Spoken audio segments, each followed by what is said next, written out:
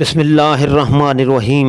دھرتی وائس کے دوستو السلام علیکم۔ معزز سامعین، یہ تحریر انڈین صحافی کلدیپ نیر کی کتاب ایک زندگی کافی نہیں سے لی گئی ہے۔ کلدیپ نیر لکھتے ہیں، جواہر لال نہرو 17 نومبر 1964 کی شب غسل خانہ میں انتقال کر گئے۔ ان کے معالج ڈاکٹر ایل وگنی نے اکیلا نہ چھوڑنے کے بارے میں واضح ہدایات دے رکھی تھیں۔ پھر بھی جب وہ غسل خانے گئے تو ان کے ساتھ کوئی نہ تھا اور وہ گرے اور وہ جان سے گزر گئے۔ وگ نے مجھے بتایا کہ انہیں غسل خانے کے فرش پر لیٹے ہوئے گھنٹہ بھر سے بھی زیادہ وقت ہو گیا تھا۔ جب انہیں وہاں سے اٹھایا گیا، ان کی نزدیک یہ بڑی لاپرواہی تھی۔ لوگوں کو معلوم تھا کہ ان کی طبیعت ٹھیک نہیں رہتی، لیکن کسی کو بھی یہ توقع نہیں تھی کہ وہ اتنی جلدی چلے جائیں گے۔ نہرو کی موت کی خبر آنن فانن چار سو پھیل گئی۔ قوم کو یوں لگا جیسے وہ سکتے میں آ گئی ہو، غیر محفوظ اور مستقبل کے بارے میں خدشات کا شکار۔ 17 برسوں میں انہوں نے ادارے بنائے، سرکاری شعبہ جات میں ضمانتیں اور ایک ایسی حکومت و سیاست جو بالکل جمہوری تھی۔ اس نے قوم کو اس کا آئین دینے میں اہم کردار ادا کیا، جس سے بنیادی حقوق کو یقینی بنایا گیا، جنہیں ان کی بیٹی اندرا گاندھی نے 11 برس بعد معطل کر دیا۔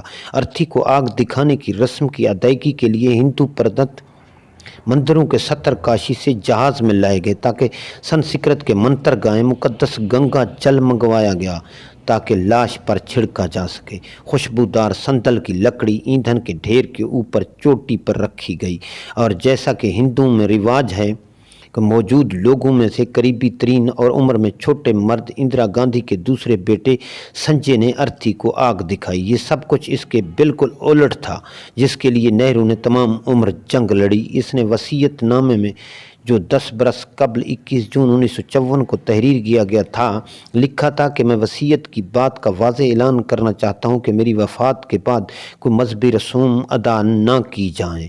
میں وفات کی رسومات میں سے کسی پر یقین نہیں رکھتا اور نہ ہی ان کی ادائیگی چاہتا ہوں۔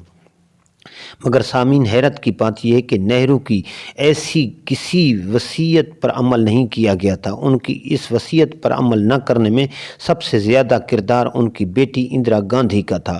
کلدیپ نیر اپنی کتاب ایک زندگی کافی نہیں میں لکھتے ہیں، میں جواہر لال نہرو کے جنازے میں موجود تھا، سوگواروں کے سمندر میں ایک قطرہ کی طرح۔ یہ ہجوم جمنا کے دہنی کنارے پر 27 مئی 1974 کو گہری ہوتی ہوئی افسردگی میں بڑھتا ہی جا رہا تھا۔ دنیا کے کنارے پر ایک وسیع و عریض خط تھا جس میں راج گھاٹ بھی شامل تھا، جو 300 میٹر دور تھا اور جہاں نہرو کی سیاسی گرو مہاتما گاندھی کو 16 برس پہلے جلایا گیا تھا۔ یہ لوگوں سے کھچا کھچ بھرا ہوا تھا۔ ارتھی سے سیاہ دھواں کیا بلند ہوا، ہزاروں لوگوں کی سسکیاں ہر طرف سنائی دے رہی تھیں۔ ان کے چہرے غم میں ڈوبے ہوئے تھے۔ غم نے ان سب کو یکساں اور ایک جیسا بنا دیا۔ ہندو، مسلمان، عیسائی اور سکھ سب ایک سوگوار برابری بن گئے تھے۔